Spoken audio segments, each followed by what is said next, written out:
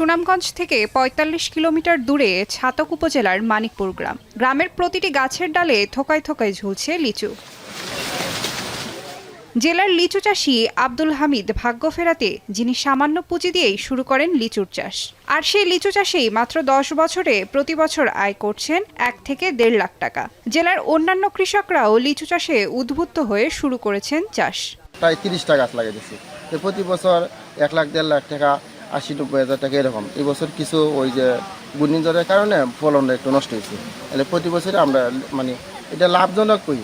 লিচুর আবাদ যেন বদলে দিয়েছে গ্রামের মানুষের অর্থনৈতিক অবস্থা। তবে যোগাযোগ ব্যবস্থা ভালো না থাকায় সঠিক সময়ে লিচু বাজারজাত করতে পারছেন না চাষিরা, ফলে ক্ষতির সম্মুখীন হচ্ছে তারা। দূর দূরান্ত থেকে ব্যবসায়ীরা লাইতে পারে না, রাস্তাঘাটের সুবিধা নাই, গাড়ি ঘোড়াতে নিতে পারে না। একটা লিচু পার পিস এখান থেকে কিনতে হয় 2 টাকা 60 পয়সা করে। যদি যাতায়াত ব্যবস্থা ভালো হয় দূর দূরান্তে লোক আসবে। লিচুর গ্রামের অনেক বিক্রির মাধ্যমে মানুষ লেখাপড়া পাশাপাশি সারা বছরের আয় রোজগার এখান থেকে তার সংসারটা চলে আর কি। লিচুর ফলন বাড়াতে মাঠ পর্যায়ে কৃষকদের বিভিন্ন পরামর্শ দেওয়া হচ্ছে বলে জানান কৃষি কর্মকর্তা।